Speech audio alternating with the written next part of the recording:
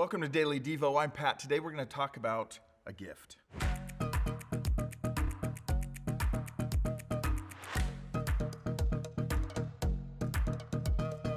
I doubt there's anyone who doesn't love a great gift. Now, I recognize there are those who don't like being the center of attention, but to have that perfectly timed, thoughtful gift, everyone loves that.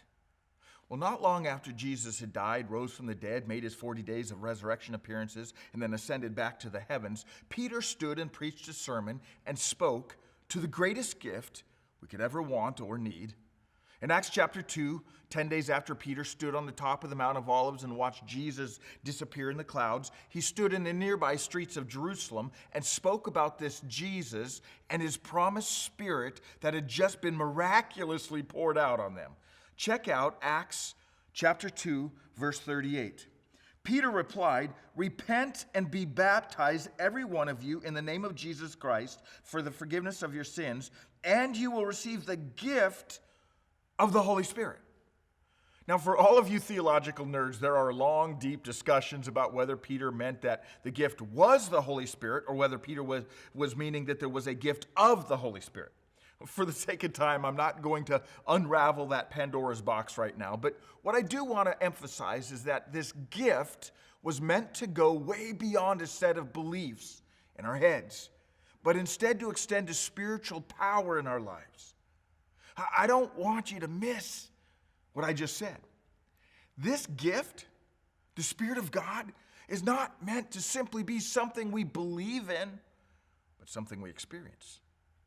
What do I mean by that? Unfortunately, I think that for many of us, we have degenerated this gift, the fact that we as children of God have the Holy Spirit living not just with us, but within us, into a simple theological belief.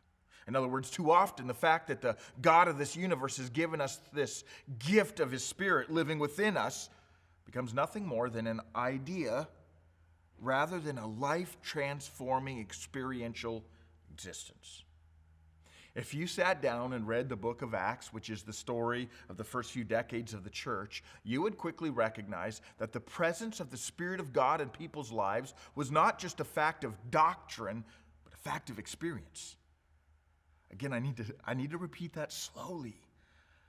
To those early Jesus followers, the presence of the Spirit of God in people's lives was not just a fact of doctrine, but a fact of experience. It truly was a radical, life-transforming gift.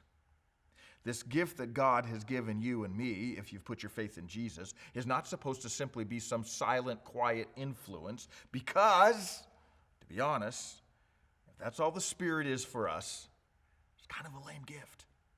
But that's not the gift that has been given to us. The gift of the Spirit that has been given to us is instead this powerful, experiential life changer. Now that's a gift. Listen, if you call yourself a follower of Jesus, you have this gift, the Spirit of God living in you. And my friends, this gift was not meant to be some weak doctrinal belief, but an active, powerful experience. If you are not experiencing the power of God's Spirit in your life, I would suggest you start asking God for it. Seriously, start praying. Something like this: God, thank you for this gift of your Spirit in my life, and I want to experience the power of this gift. I don't want to just exist. I don't want to just believe this. I want to experience this. Spirit of God, move me, mold me, and powerfully work in and through me.